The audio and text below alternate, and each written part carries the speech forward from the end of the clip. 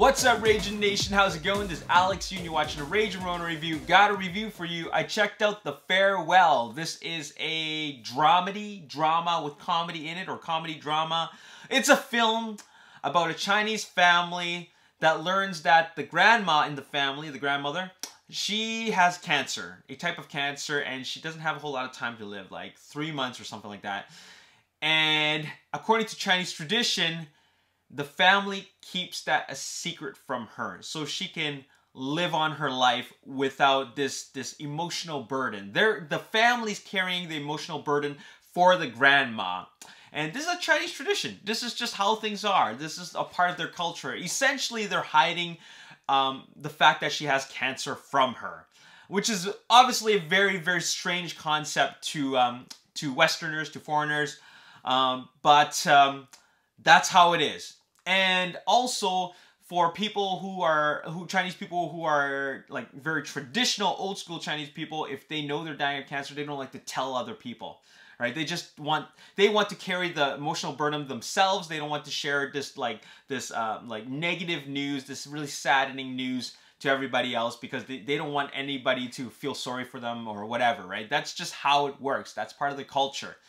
Anyways, this is a film that is, you know, not only about the family, but it's a film about, you know, fish out of water in a way, where it's about like clashing cultures, because Akwafina, who plays Billy, she's the granddaughter. She's the main character in the film, and she's raised in New York. She's full-on American, but she doesn't really understand this culture, like the cultural differences. She goes over to China, things are so different over there, right? I mean, not super, super different, but like just different enough that she questions this whole thing about, like, why are we not telling her? Why are we not telling grandma that that she's dying? Because I think she has a right to know. And that's pretty much the theme throughout the entire movie. But as we progress throughout the film, we just learn a lot about relationships, culture, and just family values. And that's the great thing about this movie. I gotta tell you, I really love this movie. Love this movie. More so than another film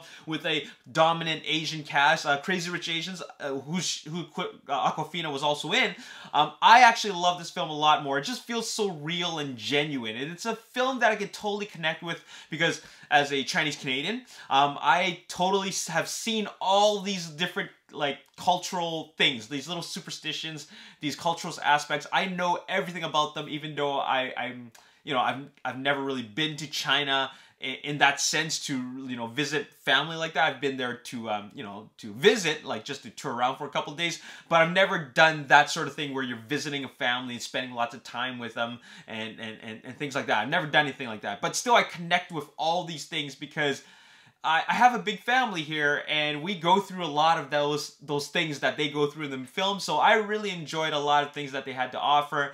And what's the beauty of this film is that this film, although it's like 80% spoken in Mandarin with subtitles, with English subtitles, this is a film that was directed by Lulu Wang, where she wanted to make a film where everybody can enjoy. I'm talking about everybody. It's universally acceptable. Not acceptable, universally enjoyable. Because if you're Chinese and you understand those traditions, you will find it hilarious. But if you're not, you will also find it quite amusing.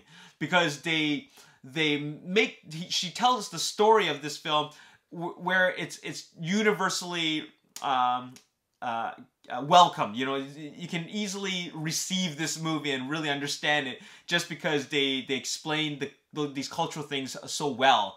And so even if it's subtle, they do it in a way where, okay, this is weird, but it's kind of funny. Like, you're really enjoying it. So yeah, I'm glad that they really told the story in that sense, because to be completely honest, had this film been made as a Chinese production, it'd be boring. It'd be like, what the hell's the big deal about this film?